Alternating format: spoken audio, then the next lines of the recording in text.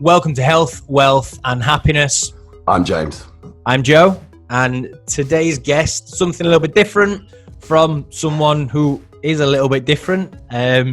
Colourful, eccentric, entertaining, energetic. There's no words to describe this next guest. He's one of the coolest and most positive people I've ever met. The founder, CEO of DXB First, Mawhoob, the Thans podcast. Your guy in Dubai, Kayzar Boulila. Oh my God, you are full of good stuff, bro. You made me sound like a freaking superstar. How are you? I am amazing. Good. Thank Good. you for giving me the opportunity to jump on your podcast. No, it's been a pleasure. Great having you on, mate. When I introduced you to James, I said, I've got this guy we need to have on. I said, he's as mad as a box of frogs. I said, and he'll have you smiling all day. So yeah, you got big shoes to fill, mate. Trust me, it's on. Let's do it. Tell me, throw away. I'm here. Okay, so for the benefit of the listeners, who is Kayzar Boulila? So Kayzar Boulila, it's moi, of course. My background is theater music. I was based in the UK, to be exactly in Basildon, aka Bas Vegas. I owned a theater company there, and we were doing business all over the UK. We were going to Birmingham, London, Manchester, Newcastle. We did it also. We did promotion campaigns for Budweiser, you name it. And my biggest achievements, I'll say, the Olympics 2012 opening ceremony, performing and creating. Oh, did you? I didn't know that. It's amazing. Oh yeah, my man. I 6 months before the Olympics, I performed for Barack Obama, the Queen. 2003, I was on a tour with Madonna. My man, yeah, that was back in the days. I'm 41 now. I'm Doing what? Sorry, what? So what was the performance? Dance, man. I'm a dancer, choreographer, artistic direction, theater, production, like all of that good stuff. So I did all of Madonna's castings. I can't remember, On the Run album that she started producing in 2002. I was on that. I was on the run with her. Does it make sense? And from after that, the back of that, I used that kind of hype to start my own theater company and all of that good stuff. And what is it, 2013, 14, 15, I owned, and we were running the best dance company in the world. We won like 5 world titles. 2010, I broke a Guinness World Record in Stamford Bridge for the most amount of dances doing robotic dance at one time with Peter Crouch. Incredible. By Danan. Yeah, that was back in the day, man. I don't do it. My last professional gig as a professional artist was 2013. Ever since, just focused on business and just found a new direction and new energy. Just and gone international, Hong Kong, Greece, Germany, and now I'm here in Dubai. Wow. Why Dubai? What brought you over there? You know, because everything that I could have and I wanted to achieve in London, I've done it. It was literally Dubai and Vegas. And Dubai was like, I landed here 2015 by accident. I finished a season in Europe. And I was like, before I go back to the UK to my daughter and whatever, let me go and check out Dubai. It literally came in. It was very, very hot. It was like by accident. But it was like I didn't want to go back to London straight away to come back to normality, and came in here and never left. But it was always in my radar. It was either Dubai or Vegas. You know, I before I hit 45, I gotta do Vegas. But Dubai was just kind of along the way. But now I'm here. I don't feel I need to go anywhere. I'm stuck. This is it. I'm turning this to my Vegas. Khalas. Over. You remember the first time we met? Yes. Oh my God, I was awful.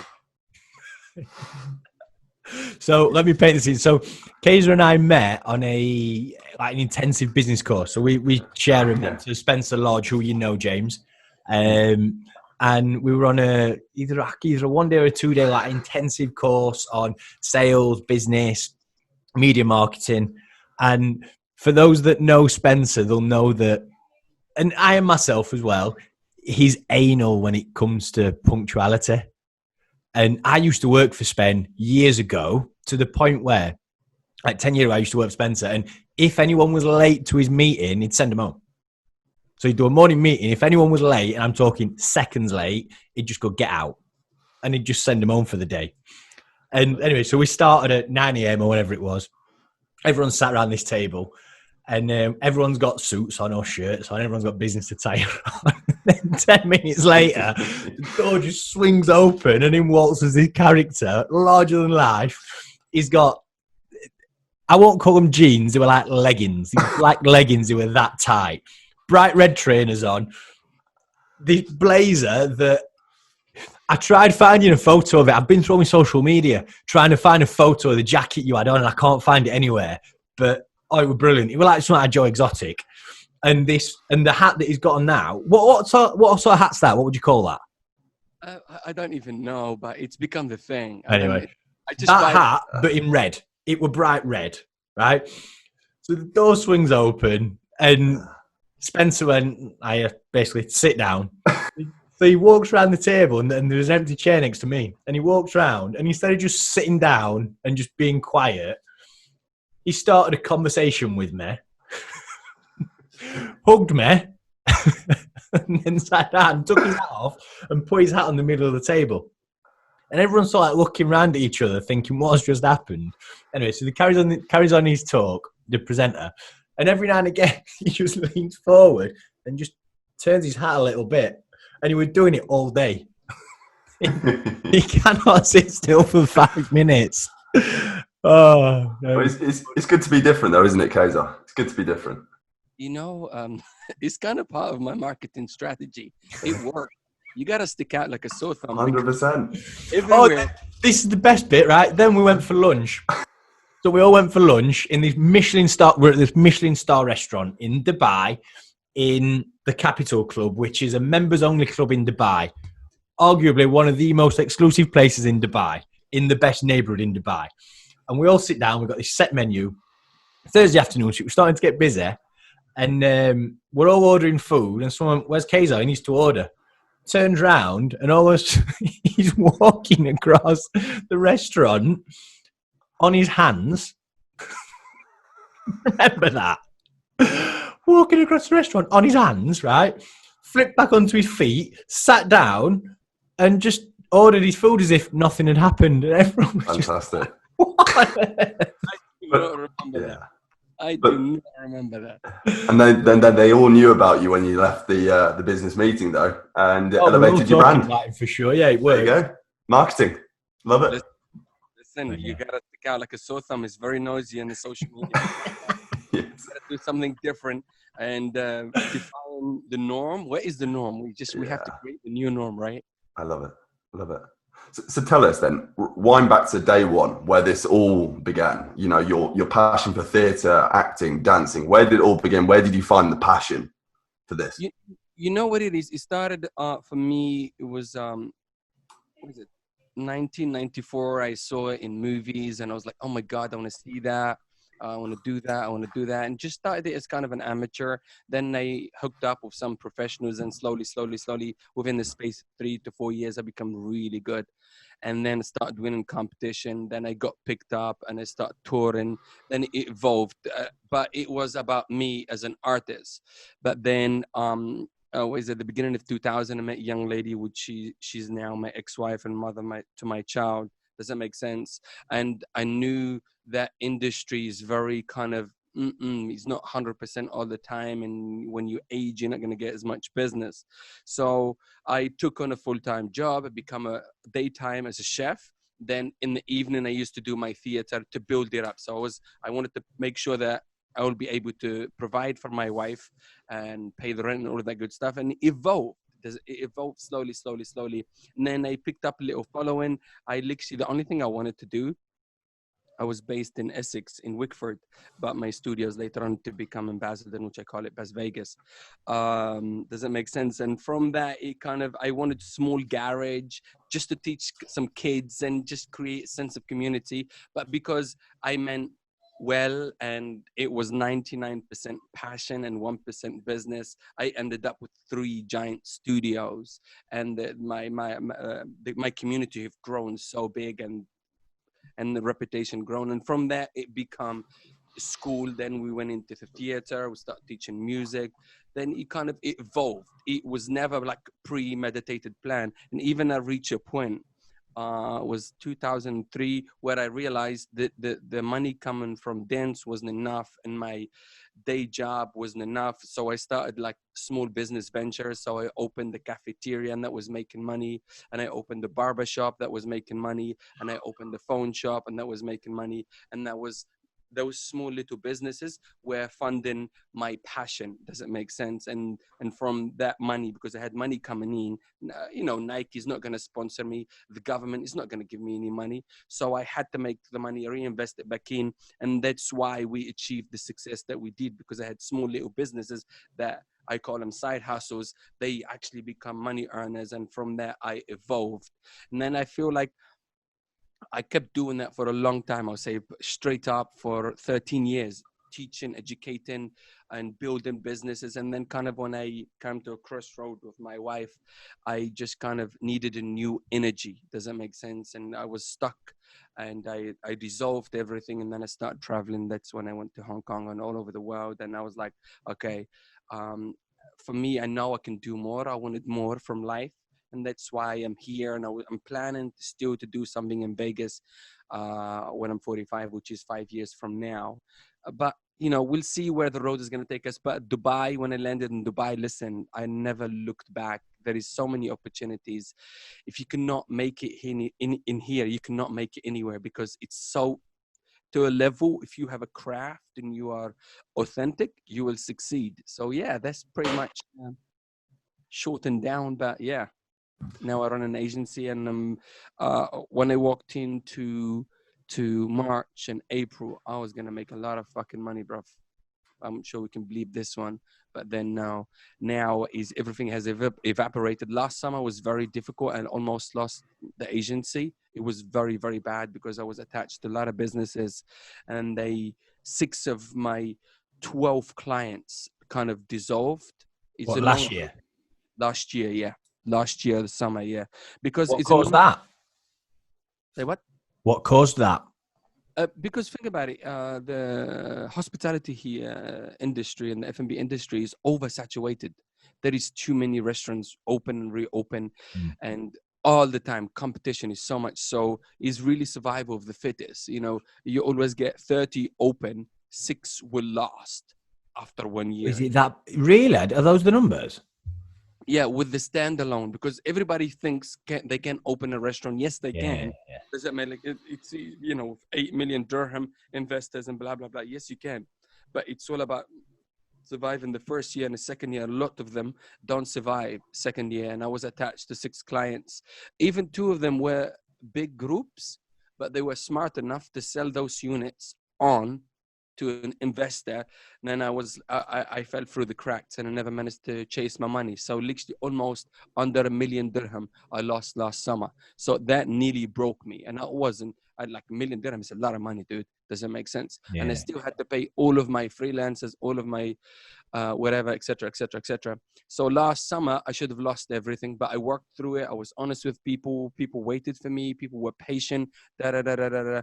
And so for me, that didn't make me lose my business. This recession will not make me lose my business, because I'm mentally stronger. I'm mentally prepared for the worst.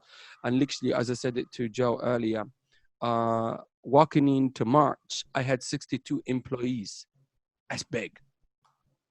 My goal was only 50, like to achieve it within 2 more years. And I got there this year after my last year crisis, because if I go small, I will not be able to recover my debts. But if I go bigger, there is a big chance that I recovered my debts. And I recovered all of my debts from last year. So walking in again to March, before the corona and all of this madness, I was in business. I was like, look, I even set up a radio station. I set up a lot of things.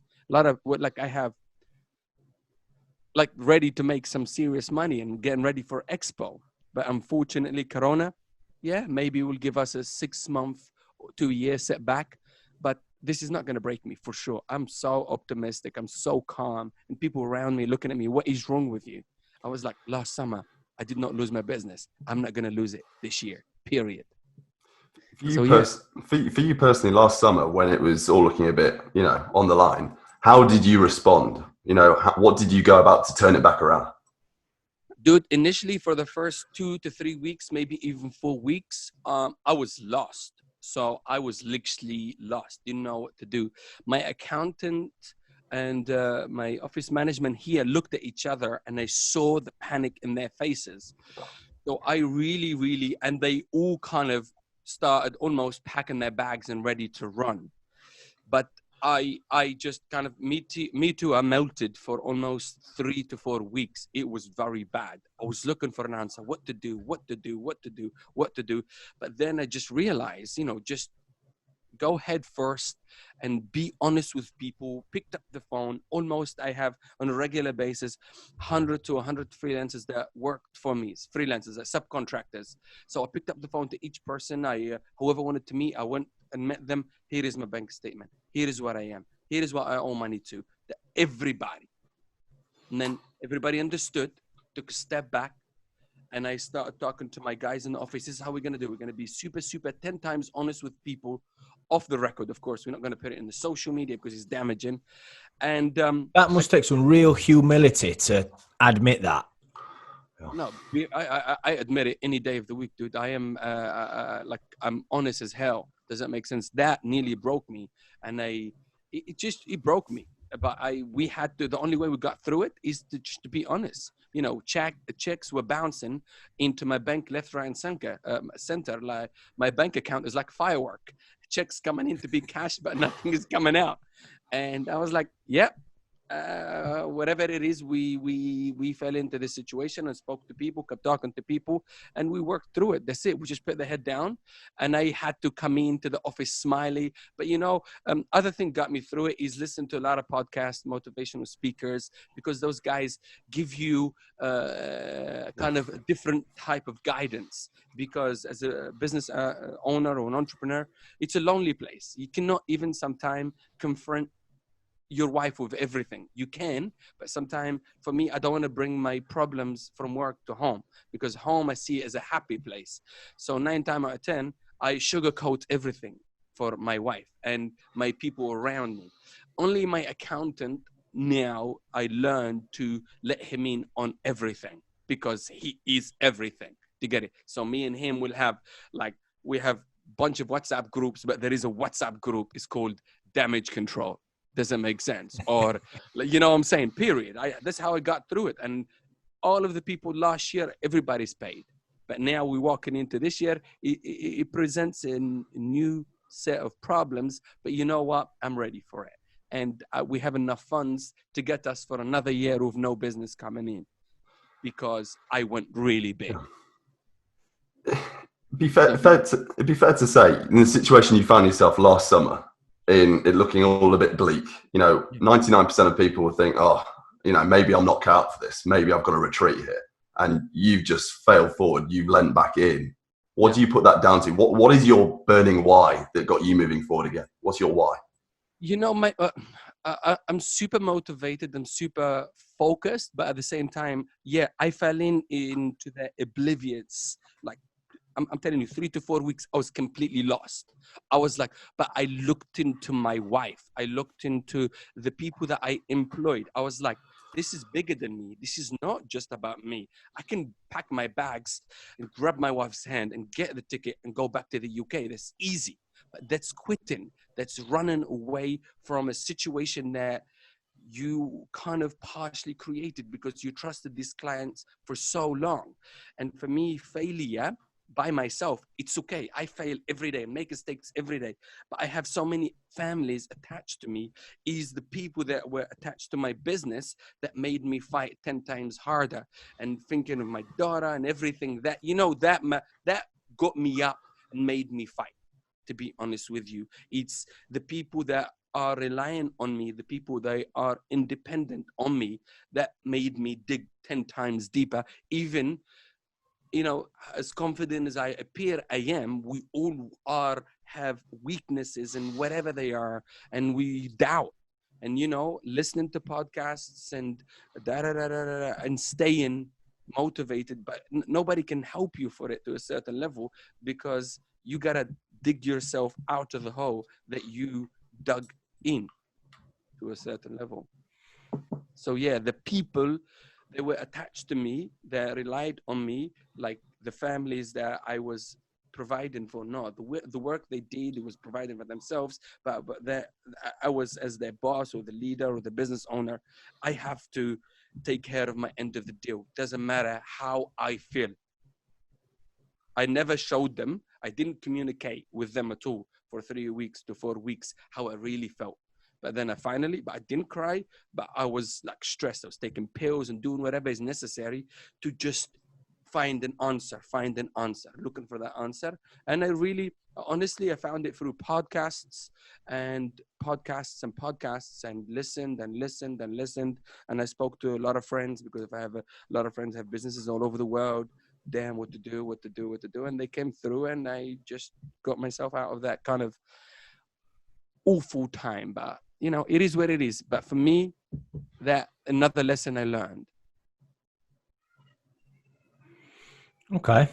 So what are you doing now to avoid you sort of falling into that dark place again where you were last year? Because arguably now's, from a business point of view, now is even more difficult. Oh yeah. Right now, think about it. 100% of my business transaction, there is no business. I know for sure. I am not. Just interrupt you, mate. For the sake of the listeners and for James as well, could you just explain what it is that you actually do? Okay, so basically, for a few years, I'll say almost 8 years, I become an agent. So I place musicians, DJs, dancers in events, bars, clubs, restaurants, anything to do with entertainment or activations. Even the last year, we started doing build-ups. So I did Christmas trees, events and entertainment supplier. That's what I am.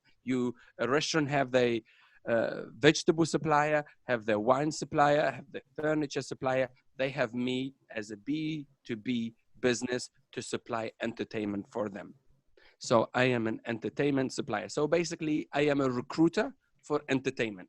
I done a little bit main jobs, but it's always been 1%. Like I did it as a help to gain leverage, to have leverage over people. Hey, I put you on that job.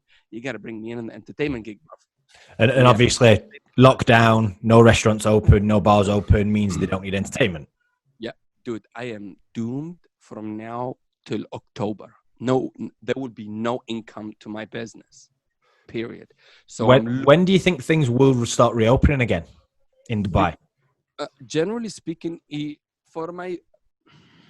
I will say they have no choice but to start relaxing things from Eid. That's the end of Ramadan, maybe even the middle of Ramadan, start relaxing some of the stuff.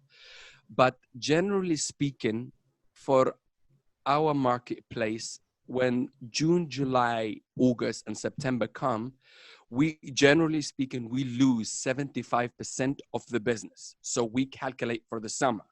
So generally speaking, I have only lost 2 months, which is painful, which is March and April. I was expecting, I'm talking like a couple of million dirham coming in of liquid that I will never see. Does that make sense? It's just, it is what it is. So now I'm mentally preparing myself for November and December. There will be a little bit of movement in October in terms of my line of business. Why does it slow down in the summer? Because I'm guessing because lack of tourism and the heat in Dubai. And so all the outdoor venues, khalas, closed. That's like a big majority of our business. All the activations that happen outside, who's going out to the park at 55 degrees or 45 degrees, whatever it is? I can see James wincing just thinking about that with his pale skin. He burns the light bulb, mate. So 55 degrees. It wouldn't last very long in that. So yeah, generally speaking, we as an agency, we already built for what's to come. The only thing we have lost is 2 months of business. There will be dribs and drabs from when July comes in and August comes in, but I think we're gonna kiss them goodbye now, because there's gonna be a huge setback, but we don't know how bad it is until we walk into August and July. You get me? Yeah. So for you, Kayzar, right now, then obviously, you know, it's sort of October, November. You're sort of visualizing right now where it may come back to, you know, normality, shall we say? What are you doing right now to pivot, adapt, and move forward in this instance right now? So in the background, of course, I'm doing a lot of things, talking to all the F&B leaders that I did business with before. So I almost guarantee you 95% of the clients who I had before Corona, I will have them when business starts again. And at the same time, I am creating this network, which is called Thens, which is going to be for business owners, experts to come in and do a show that will be on my platform, you know, that will give me leverage. Does that make sense over them? So, and I'm going to turn my website, which is dxbfirst.com, to like a portal, blogs. And so what I'm doing is going to create stuff that's not going to make me any money now for the next 6 months, but on the subconscious level, when they're ready to buy, they will not go anywhere else, or they will think twice before they go and buy something from somebody else. So I am building my brand every single day to make sure that the people that didn't buy from me before, or they were not my clients before, I will increase, and I have over the past 3 weeks, the chances of them thinking of me by being compassionate, having advice and podcasts and all. So I'm just building the brand, marketing. I'm not going straight in the cell. I'm sending them messages. I feel for you. I hope everything is well. We're even going to start, we have a side hustle, as I said before, recruitment, putting managers in positions. So I'm going to grow that a little bit bigger to have it on the site to whoever's being affected from my community, my network, and my database, losing their job. We're going to try to put them back into work by using my network, what I already have, because, you know, I know the F&B leaders, I know the business owners. Does that make sense? Here in Dubai, there is potential 12,000 clients available for me, but I have 80 solid clients, 80, which is a really good number to be at, because for me, I will not service more than 100 clients, because that is my cap. And that is what I want to get to, and that is more than enough for us as an How many agency. venues is that? So I'm assuming some clients have got multiple venues. So 80 clients, I would say probably 130 venues, Okay. but they don't all. But you know, my main thing what I started with is not by choice, is but what I wanted to, what I got pushed in to do. Because when I came into Dubai, I wanted to do big events. I wanted to work with I wanted to work with Salat. I wanted to work with the Mac property, blah, blah, blah, blah. But I was one guy with a laptop and with a funny look. Who the hell is going to give me a budget of 3 million dirham over a weekend to spend? No one would.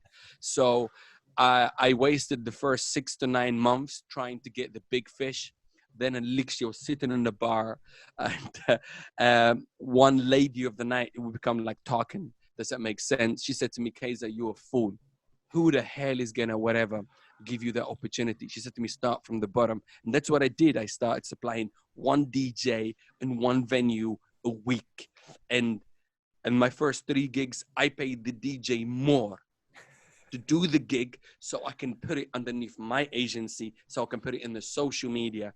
And from that, it picked up slowly, become literally, I would say, till now, 95% of my business is through referrals and through good work and through me being everywhere and as wacky as I am. Does that make sense? Because the entertainment industry is the easiest to get into and is oversaturated. So I had to be the way I am, wear the hat, walk in, wearing yellow, purposely. So they go, oh my God, who's that yellow looking guy in the brunch? And it worked for me. Does that make sense? So yeah. Yeah. Strong branding. Love it. Fantastic. Listen, it's something. They remember me all the time. Exactly, yeah. I did not know how he felt about me the first time I came into the Spencer. You left a lasting impression. Let's put it out. But do you know what? You again, one of the most welcoming and friendliest guys I've ever met. And like I said, you're always so positive as well. You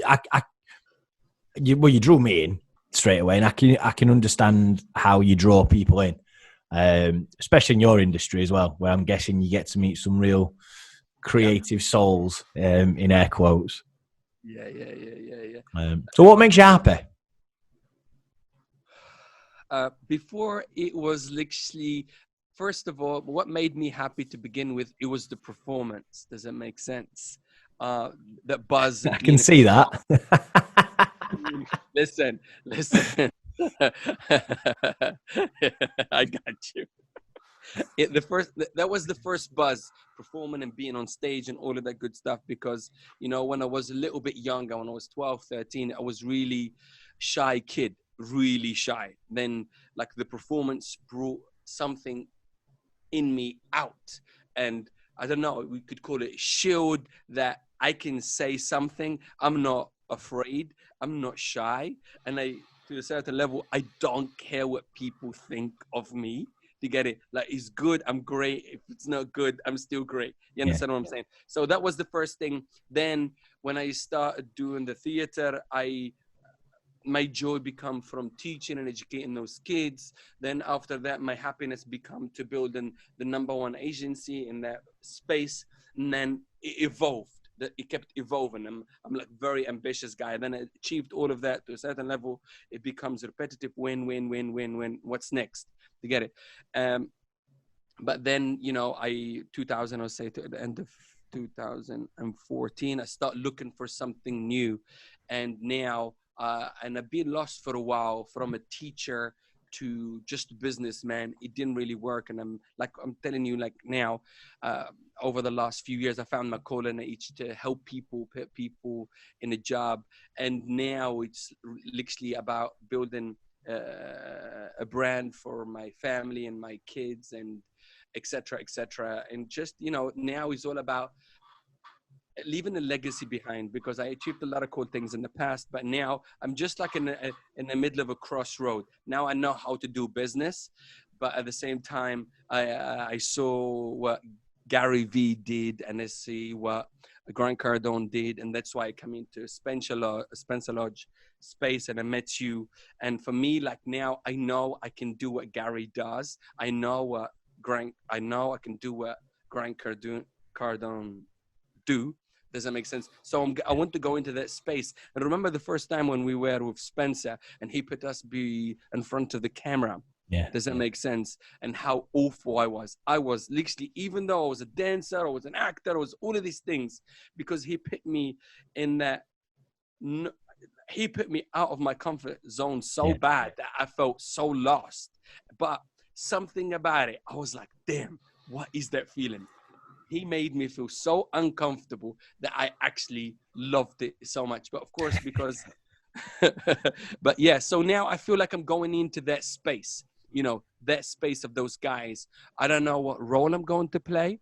I have an agency, but I'm listening to them. I'm listening to people that talk knowledge and experienced in business every single day. So podcasts, it become like, it's the thing that I do every day. Before I used to perform and dance. Now I listen to podcasts, and I want to go into that space. I am automatically in it, but I still have to do 1,000 steps. So I feel that reaching for that next thing, and the process makes me happy and makes me get up in the morning, because I feel I have a role to play in that space.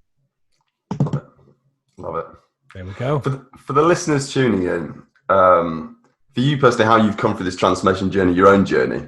Yeah. And granted, it's entertainment. Not everyone's going to be in the entertainment industry, but what biggest 3 revelations or advice or tips would you give the listeners for their transformation journeys that you've applied yourself to be successful in your life?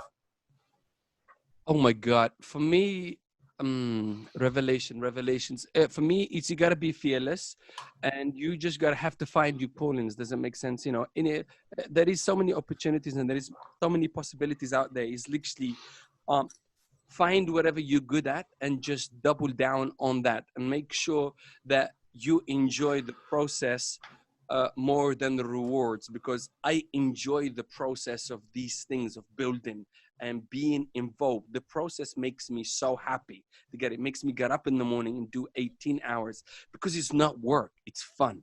Find that thing that makes you tick, that thing that makes you excited. But of course, you got to be sensible. You got to have a job until you find that thing. You know, having a job could work too. And for me now, I'm just evolving to something new. I know where it is roughly. I know what I want to do, but I don't know how to get there. But at the meantime, right now, I am really, really enjoying the process.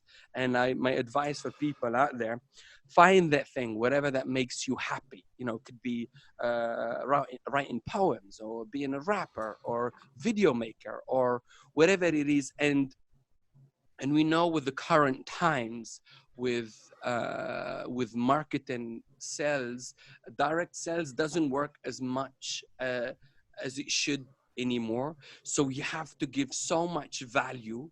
Does that make sense? Whatever your expertise lies in, do your best to, just like what Spencer said, and all of these people saying to us, these entrepreneurs, these amazing human beings, just go on the social media and be genuine and put stuff for free to educate people. Whatever is your line of business, there is enough, you can turn that to some sort of form online education, because that is maybe where the future is going to be. So for, you know, revelations, find whatever you want to do and that makes you tick and makes you happy, and start it. And if you can, document it and just put it in the social media. Third of all, just be compassionate for everybody around you, and just enjoy the process, because that is it. Because when you want to climb Mountain Everest, whatever that is, does that make sense? Is the preparation, and the climb is the joy. You know, the peak moment, you will be there like for 2 minutes, 3 minutes. Yeah, I've done it. And you're like, you realize you have to enjoy the process. So that's my dish out for the people out there. Just enjoy the process. Find the thing that makes you tick, and just start. Damn. Done, not perfect. Love it. Profound. And you know, one more thing. I say, like, I think I listened to this from somebody. I can't remember who it was. There's a good saying. You have to say to yourself, and you have to treat everything, and don't be afraid. And you need to be a recovering perfectionist. Don't make sure that it's perfect. Just put it out there and grow in the space, whatever it is, and just start. Even if you're not so good at playing the piano, just start, because you can take people in a journey. Does that make sense? And so many content I shouldn't put in the social media, but I put it out there because I need to get over that. It has to be like BBC News. Yeah. It's got to look like that. It's got to be like Grant Cardone. It's got to be like that. Just, it's raw. A lot of raw content is what you're saying. Yes. Yeah. Okay. All right, cool. Well, on that note, Kayzar, it's been an absolute pleasure. Thank you very much, buddy. Thank you for your time. 100%. Awesome. Great having you on, Kayzar. Yeah. Listen, we'll do this again anytime. I'm Joe. You're always welcome, mate. You're always a friend of the show. You know that. So before you go, how do our listeners find you? It's easy. Just Kayzar Boulila, Kayzar Boulila, Boulila, everywhere in the social media and all the podcasts. It's just that. As long as you have my handle, you can find me. If you want to go to Instagram, you find me there, TikTok there, even Pinterest, Apple Podcast, you name it. Everywhere. Literally, Kayzar Boulila. As long as you remember that name, it's easy to find me. We'll make sure we tag all the links in the bio as well. Boys, you are legends. Thank you so much for the opportunity, and honored. Likewise. All the best. Have a great day. Nice one, mate. Bye now. Bye.